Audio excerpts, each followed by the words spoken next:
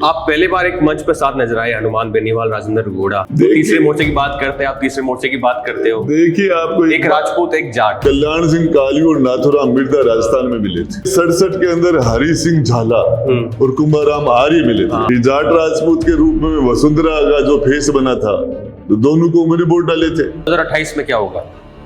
आप और हनुमान बेनीवाल साथ आएंगे? देखिए, हनुमान बेनीवाल बजाय मुद्दे गौण हो जाते हैं। फिर देखिए, आपको एक बात बताऊं, पार्टियां है ही नहीं, सिर्फ जाति है।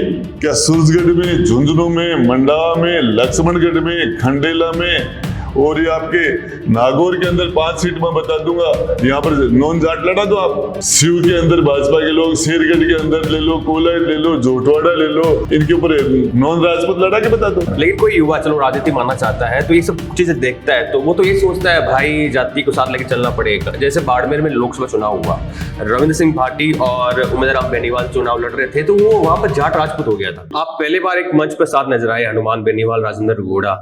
तीसरे मोर्चे की बात करते हैं, आप तीसरे मोर्चे की बात करते हो। देखिए, आपको एक राजपूत, एक जाट। देखिए, आपको एक छोटी सी बात बता दूं। आप जाट राजपूत की जो बात करते हो, तो देवीलाल जी और वीपी सिंह ने मिलके, और उस टाइम में 400 पार पार्लियामेंट मेंबर थे राजीव गांधी के, और उस टाइम में इलाज कर दिया था। एक जाट था, एक राजपूत था, मिलके कल्याण सिंह काली और नाथुराम मिर्जा राजस्थान में मिले थे। तो ये उससे पहले 67 के अंदर हरि सिंह झाला और कुंभाराम आर्य मिले थे 67 में, और वो मेजोरिटी लेके आ गए थे। वो तो उनका विधानसभा भवन ये था पुराने वाला। बड़ी चौपड़ पर गोलियां चली थी, 7 लोग गोली से मर गए थे, लाठीचार्ज हो गया था, रात को उनका हार्ट अटैक हुआ और उनकी डेथ हो गई। 67 के अंदर जाट और राजपूत ने मिलके राजस्थान के अंदर 1967 में सरकार का बहुमत ले लिया था अपने दम पर। 57 के स्वतंत्र में भी ये दो एक जगह हुए थे, तो कांग्रेस साफ हो गई थी। फिर उसके 10 साल बाद में 89 के अंदर, 89 और 90 के अंदर फिर जाट राजपूत, एक कल्याण सिंह कालवी और नाथुराम मिर्जा एक जगह थे। उसके बाद में जाट राजपूत के रूप में वसुंधरा का जो फेस बना था, तो दोनों को मैंने वोट डाले थे। वसुंधरा जी को, दोनों को मैंने साथ वोट डाला था।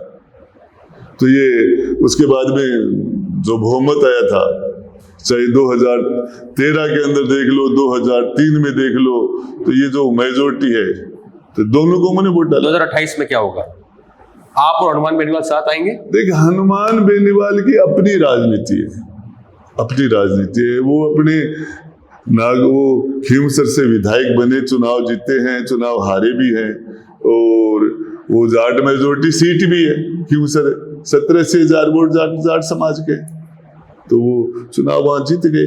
और लोकसभा के अंदर वो एक बार भाजपा के समर्थन से सांसद बने, अब कांग्रेस के समर्थन से सांसद हैं। उनकी पार्टी है, वो काम कर रहे हैं अपने लेवल पर। आपका क्या मानना है? आप मतलब जो होता है वो बोलते हो, आप ये मानते हो ना कि जातिगत बहुत कुछ मैटर करता है, समीकरण मैटर करते हैं राजनीति में, बजाय मुद्दे गौण हो जाते हैं। फिर देखिए, आपको एक बात बताऊं, पार्टियां है ही नहीं, सिर्फ जाति है। अच्छा, आप यदि पार्टी हो तो खेतड़ी के अंदर नॉन गुजर लड़ा दो बीजेपी कांग्रेस, क्या स्टैंड करेंगी? क्या सूरजगढ़ में, झुंझुनू में, मंडावा में, लक्ष्मणगढ़ में, खंडेला में और ये आपके नागौर के अंदर 5 सीट में बता दूंगा, यहाँ पर नॉन जाट लड़ा दो आप। यहाँ पे शेरगढ़ के अंदर, शिव के अंदर भाजपा के लोग, शेरगढ़ के अंदर ले लो, कोलाय ले लो, जोटवाड़ा ले लो, और ये जो ये सीटें हैं, इनके ऊपर नॉन राजपूत लड़ा के बता दो। अब बेरोड के अंदर नॉन यादव लड़ा के बता दो। तो मीणू की सीटें हैं, कुछ यादवों की सीटें हैं, कुछ गुजरों की सीटें, सारे समीकरण पार्टी है कहाँ? पार्टी नहीं है। सारे के सारे लोकसभा का चुनाव हो, चाहे विधानसभा का चुनाव हो, सारे कास्ट बेस पर तो क्या करते हैं, बैठ के समीकरण तो सेट करते हैं।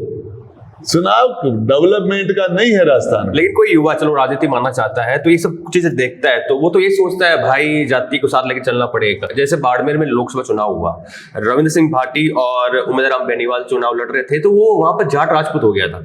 देखिए, मैं बताऊं आपको, ये जाति इजी अप्रोच है। आदमी अपनी जब दूसरे आपकी पकड़ नहीं है लोगों में, आपकी सीधी टच नहीं है, आप लोगों से जुड़ाव में नहीं हो।